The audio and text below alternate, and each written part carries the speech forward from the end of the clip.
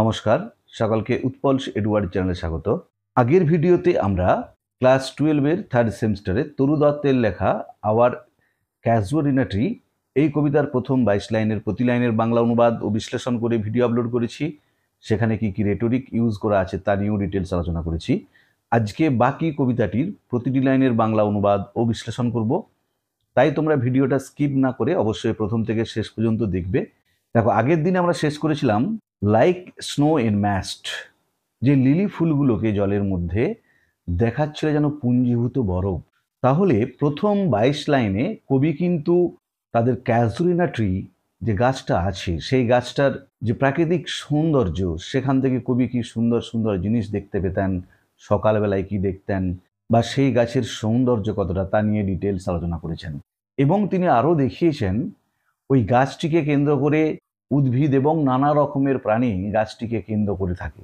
তারা কেউ সকালে আসে, কেউ সন্ধ্যায় এসে গান শোনায়, কিন্তু গাছটির সৌন্দর্য বা গাছটির ওই উদ্ভিদ প্রাণীদের নিয়ে যে জগৎ, সেটা ছাড়াও একটা বিশেষত্ব রয়েছে, বৈশিষ্ট্য রয়েছে, যে জন্য ওই ক্যাজুলিনা ট্রি গাছটি কবির এত প্রিয়। পরের পাঠটাতে অর্থাৎ আজকের পাঠে কবি বিশ্লেষণ করবেন গাছটি আর কি কি কারণে তার কাছে প্রিয় ছিল। দেখো, but not because of its magnificence. দেখো, কবি নিজেই বলে দিচ্ছেন শুধুমাত্র এই গাছটার বিশালতার জন্যই নয়, যে প্রকাণ্ড গাছ যেটা কবি বলেছিলেন প্রায় আকাশকে স্পর্শ করছে, সেরকম বিশালতার জন্যই নয়। Dear is the casuarina to my soul, আমার হৃদয়ের এত প্রিয়, আমার মনের এত প্রিয় এই ক্যাজুলিনা গাছটা শুধুমাত্র তার বিশালত্বের জন্যেই নয়, গাছটা বিরাট বড় বলেই নয়। Beneath it we have played, এর নিচে, এর বলতে কার, ওই গাছটির নিচে, উই হ্যাভ প্লেড আমরা খেলেছি। এখানে উই বলতে কাকে বোঝানো হয়েছে? কবি, তার দাদা, তার দিদি, তারা ছোটবেলাতে ওই গাছটির নিচেই খেলে বেরিয়েছে। দো ইয়ার্স মে রোল, যদিও অনেকগুলো বছর পার হয়েছে, অনেক বছর অতিক্রান্ত হয়েছে। ও সুইট কম্পেনিয়ন্স, ও আমার মধুর সঙ্গীরা, কারণ তার দাদা দিদি এখন আর এই জগতে নেই। যখন তিনি কবিতা লিখছেন তারা তখন অলরেডি ডেড, মৃত। তাই তিনি বলছেন আমার মধুর সঙ্গীরা, লাভড উইথ লাভ ইন্টেন্স, তোমাদের আমি ভালোবেসেছিলাম গভীর ভালোবাসাতে। ইন্টেন্স মানে গভীর, যে গভীর ভালোবাসায় আমি তোমাদের ভালোবাসতাম। ফর ইউর শেক, তোমাদের জন্যই। যে দাদা দিদির সঙ্গে সে খেলা করত, দাদা দিদির নামটা আমরা আগেতেই জেনেছি, আবজু এবং অরু, যে এদের সঙ্গে যে খেলা করত তাদের বলা হচ্ছে যে তোমাদের জন্যই। Shall the tree be ever dear, গাছটা আমার কাছে চিরকাল প্রিয় হয়ে থাকবে। দেখো, শ্যাল ব্যবহার করা হয়েছে, মানে জোর দেওয়া হয়েছে, নাহলে ট্রি এর ক্ষেত্রে কিন্তু উইল হওয়া উচিত। যে কবি জোর দিয়ে বলছেন শুধু তোমাদের জন্য, আমার খেলার সাথী, আমার প্রিয় দাদা দিদি, এই গাছটা, যে গাছের নিচে আমরা বহুদিন একসাথে খেলেছি, আমরা ছোট থেকে বড় হয়েছি, আমাদের শৈশব অতিক্রান্ত করেছি, তোমাদের জন্যই গাছটা আমার কাছে চিরকাল প্রিয় হয়ে থাকবে। Blend with your images, blend মানে মিশ্রিত, তোমাদের স্মৃতিতে মিশ্রিত, তোমাদের ছবি মিশ্রিত, তোমাদের স্মৃতি মিশ্রিত এই গাছ। ইট শ্যাল অ্যারাইজ ইন মেমোরি, এটা সবসময় আমার স্মৃতিতে জাগ্রত, সবসময় জেগে থাকবে, চিরকাল আমার স্মৃতিতে এই গাছটা অমর হয়ে থাকবে।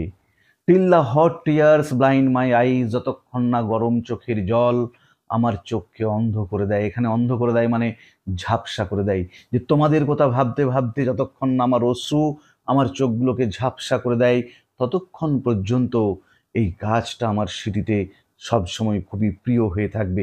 কারণ এখানেতে তোমাদের সঙ্গে কাটানো শৈশবের সুন্দর দিনগুলোর স্মৃতি জড়িয়ে আছে এই গাছটার সাথে। What is that dirge like murmur, দেখো ডার্জ মানে মৃত ব্যক্তির অন্ত্যেষ্টিক্রিয়াতে গাওয়া গান, বিলাপ, যে ওই মৃত ব্যক্তির, কোন একজন মৃত ব্যক্তির অন্ত্যেষ্টিক্রিয়াতে গাওয়া গানের মতো মর্মর ধ্বনি।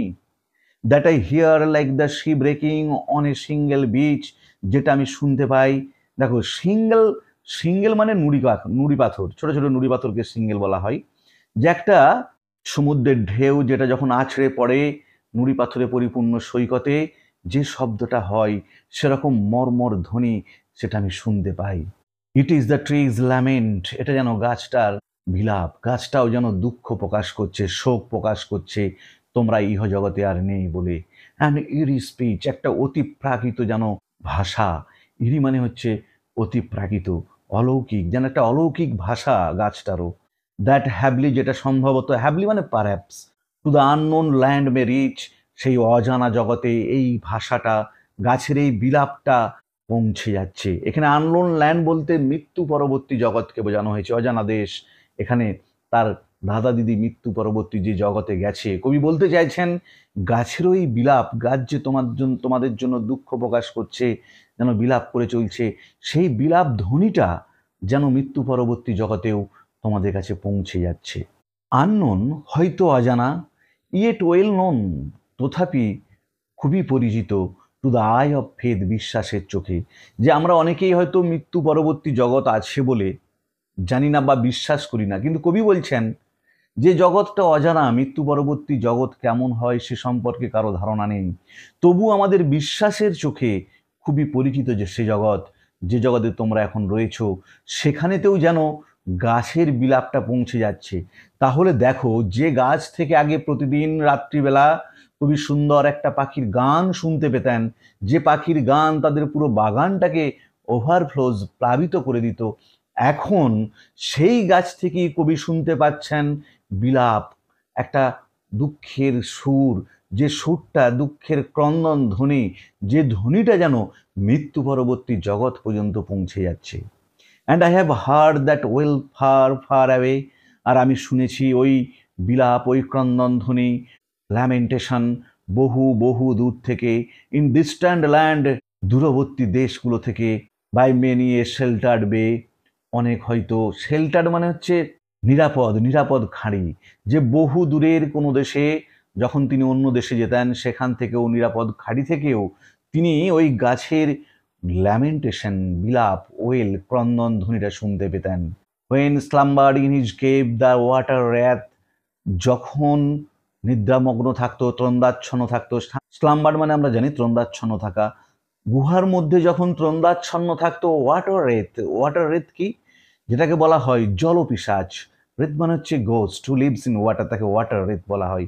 যে জলপিশাচ, জলের ভূত, সে যখন তার ঘুমের মধ্যে তন্দ্রাচ্ছন্ন থাকে, অ্যান্ড দ্য ওয়েবস, আর সমুদ্রের ঢেউ, জেন্টলি কিসড, আলতো করে চুম্বন করে, হালকা করে চুম্বন করে, দ্য ক্লাসিক শোর, ক্লাসিক সৈকতকে, এখানে ক্লাসিক শোর বলতে প্রাচীন ঐতিহ্যপূর্ণ উপত্যকাগুলোকে বলা হয়েছে, of France or Italy, France অথবা ইটালির, বিনিথ দ্য মুন, চন্দ্রালোকিত রাতে।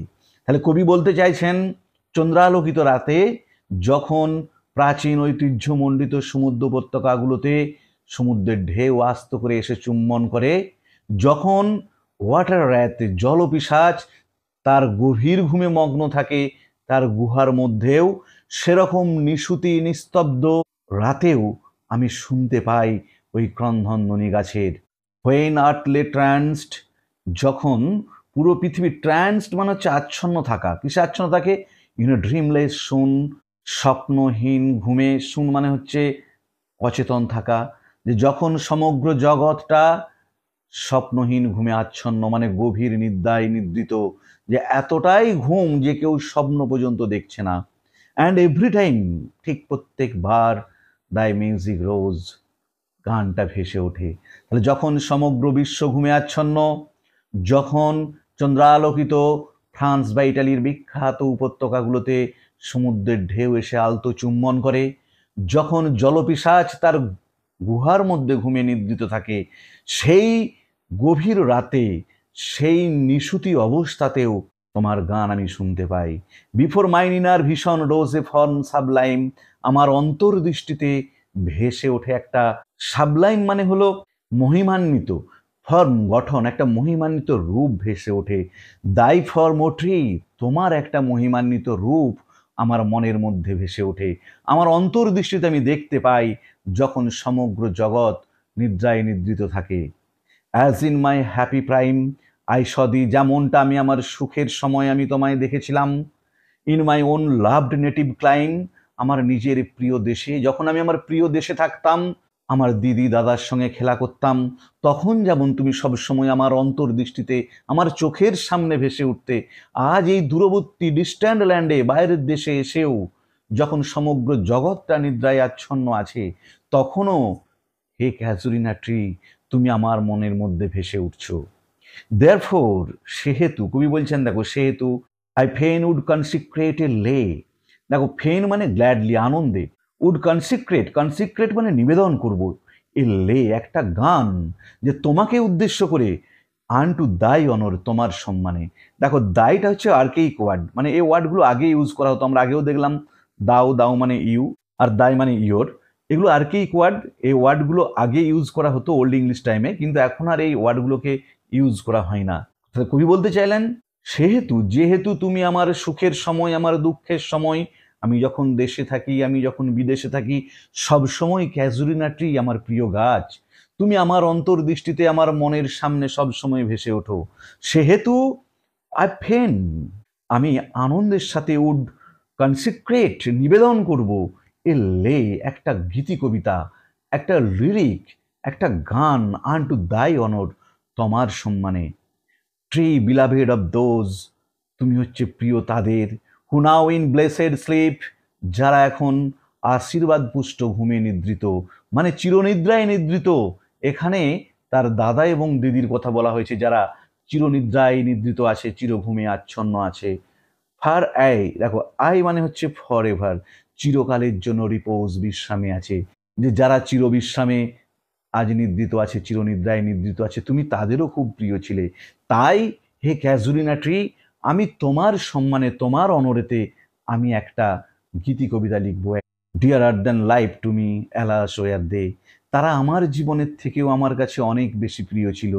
হাই, তাহলে কবি বলতে চাইছেন, যাদের কাছে তুমিও খুব প্রিয় ছিলে, সেই ব্যক্তিরা, মানে এখানে তার দাদা এবং দিদি, তারা আমার নিজের জীবনের থেকেও, আমার নিজের জীবনের থেকেও তারা আমার কাছে প্রিয়। হাই, তারা আজ আর নেই। মেস্ট দাও বি নাম্বারড, দেখো এখানে তো দাও ব্যবহার করা হয়েছে, যেন তোমাকেও, এখানে নাম্বারড মানে কাউন্টেড, তোমাকেও যেন গণনা করা হয়। হোয়েন মাই ডেজ আর ডান, যখন আমার দিন শেষ হবে, মানে আমার যখন মৃত্যু হবে, তোমাকেও যেন গণনা করা হয়ে থাকে, যে আমি যখন এই পৃথিবীতে থাকবো না, তোমাকেও যেন গণনা করা হয়ে থাকে। উইথ ইন ডেথলেস ট্রিজ, ওই অমর গাছগুলোর সাথে। ডেথলেস ট্রিজ মানে যে গাছগুলোর মৃত্যু নেই, অমর। অ্যাকচুয়ালি গাছ কি অমর? দেখো এখানেতে একটা অ্যালিউশন আছে, আমি তোমাদের বলছি পরে। লাইক দোজ ইন বড়ডেল, ঠিক বড়ডেল উপত্যকায় যে গাছগুলো আছে সেগুলোর মতো। দেখো বড়ডেল হচ্ছে ইংল্যান্ডের লেক ডিস্ট্রিক্টের একটা বিখ্যাত উপত্যকা, যেটা ন্যাচারাল বিউটির জন্য বিখ্যাত, এবং ইউ গাছ, YEW, ইউ গাছের জন্য বিখ্যাত। এই ইউ গাছকে নিয়ে রোমান্টিকের যে বিখ্যাত কবি উইলিয়াম ওয়ার্ডসওয়ার্থ, তোমরা ফার্স্ট সেমিস্টারে উইলিয়াম ওয়ার্ডসওয়ার্থের আপন ওয়েস্টমিনিস্টার ব্রিজ যারা পড়েছো, সেই উইলিয়াম ওয়ার্ডসওয়ার্থ বড়ডেল উপত্যকার ইউ গাছগুলোকে নিয়ে সুন্দর একটা কবিতা লিখেছেন, ইউ ট্রিজ। যে কবিতার জন্য বড়ডেল উপত্যকার ওই ইউ গাছগুলো অমর হয়ে আছে, তারা হয়তো মরে গেছে, কিন্তু কবিতার মধ্য দিয়ে তাদেরকে ইমমর্টাল, অমর করে তুলেছেন, ইটার্নিটি আরোপ করেছেন। তাহলে কবি বলতে চাইছেন, যেমন করে বড়ডেল উপত্যকার গাছগুলো ডেথলেস হয়ে গেছে, অমর হয়ে গেছে, কিসের জন্য? না, কারণ উইলিয়াম ওয়ার্ডসওয়ার্থ তাদের অনরে কবিতা লিখেছেন, সেই কবিতা আজও পৃথিবীর মানুষ পড়ে, তাই গাছগুলোর রূপ গুণ আমরা আজও জানতে পারি। ঠিক তেমন করেই তোমাকে নিয়েও আমি কবিতা লিখবো, হে ক্যাজুরিনা ট্রি। আর যখন আমার দিন শেষ হয়ে যাবে, যখন আমি এই পৃথিবীতে থাকবো না, তুমিও যেন কাউন্টেড হও, গণনা করা হয় তোমাকেও যেন সেই ডেথলেস ট্রিজগুলোর সাথে বড়ডেল উপত্যকার। আন্ডার হুজ অফুল ব্রাঞ্চেস, যার, এখানে অফুল মানে ভয়ঙ্কর নয়, সশ্রদ্ধ গাছগুলোর নিচে, ডালপালাগুলোর নিচে, লিঙ্গার্ড পেল, পেল মানে বিবর্ণ হয়ে যায়, ম্লান হয়ে অপেক্ষা করতে থাকে, ফিয়ার ভয়, ট্রেমলিং হোপ, দেখো কম্পিত আশা মানে নিরাশা, অ্যান্ড ডেথ মৃত্যু, দ্য স্কেলিটন কঙ্কাল, অ্যান্ড টাইম দ্য শ্যাডো, এবং করাল ছায়া। দেখো মাঝের এই লাইনটা কিন্তু এটা প্রিন্টিং মিস্টেক। তাহলে কবি বলতে চাইছেন, বড়ডেল উপত্যকার ওই গাছগুলোর কাছে, দেখো এখানেতে যে লাইন দুটো কোটেশনের মধ্যে লেখা আছে, এটা মনে রাখবে উইলিয়াম ওয়ার্ডসওয়ার্থের এই ইউ ট্রিজ কবিতা থেকে নেওয়া হয়েছে, তাই কবি এখানে এগুলোকে কোটেশন ইউজ করেছেন, ইনভার্টেড কোমার মধ্যে লিখেছেন, যে ওই বড়ডেল উপত্যকার গাছগুলোর কাছে গিয়ে যা কিছু নেগেটিভিটি, ফিয়ার ভয়, ট্রেমলিং হোপ নিরাশা, বা মৃত্যু, বা কঙ্কাল, বা কোরাল গ্রাস, কোরাল ছায়া, যেগুলো পৃথিবীর সব কিছুকে শেষ করে দিতে পারে, সব কিছুকে গ্রাস করতে পারে, কিন্তু ওই বড়ডেল উপত্যকার গাছগুলোর কাছে ওগুলো যেন ম্লান হয়ে যায়, ওগুলো যেন তাদের কাজ দেখাতে পারে না, যেগুলো সাধারণ মানুষের কাছে এসে তাদেরকে মৃত্যুর কোরাল গ্রাসে নিয়ে চলে যায়। অ্যান্ড দো উইক দ্য ভার্স, কবি বলছেন হয়তো আমার কবিতা উইলিয়াম ওয়ার্ডসওয়ার্থের মতো অত সুন্দর হবে না, দো উইক দ্য ভার্স, আমার কবিতা যদিও হয়তো দুর্বল হবে, ততটা জোরালো হবে না, ওয়ার্ডসওয়ার্থ যত সুন্দর কবিতা লিখে গেছেন ইউট্রিজগুলোকে নিয়ে, হয়তো ততটা ভালো আমার কবিতা হবে না, দ্যাট উড দ্য বিউটি ফেন, কিন্তু আনন্দের সাথে তোমার সৌন্দর্যটাকে ও ফেন রিহার্স, তোমার সৌন্দর্যটাকে বর্ণনা দেবে, বলে যাবে তোমার সৌন্দর্যের কথা, যে আমার কবিতাটা হয়তো অতটা সুন্দর হবে না ওয়ার্ডসওয়ার্থের মতো, কিন্তু তবুও আমার যে কবিতা আমি তোমার উদ্দেশ্যে লিখব, তোমার বর্ণনা করে আমি যে কবিতা লিখব, সেই কবিতার মধ্য দিয়েই আনন্দের সাথে আমি তোমার জয়গান গেয়ে যাব, তোমার উদ্দেশ্যে তোমার বর্ণনা করে যাব প্রত্যেকটা কথা।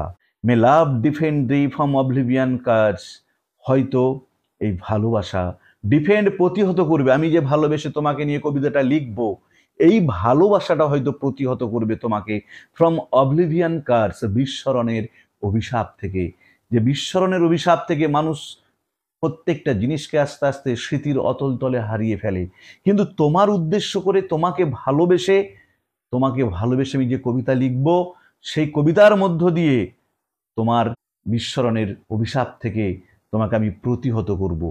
কারণ তুমি হয়তো কোনোদিন হয়তো পৃথিবীতে থাকবে না বটে, কিন্তু যতদিন মানুষ আমার এই কবিতাটা পড়বে ক্যাজুরিনা ট্রি, ততদিন হে প্রিয় ক্যাজুরিনা গাছ, তোমার কথা জানতে পারবে আমার পাঠকগণ।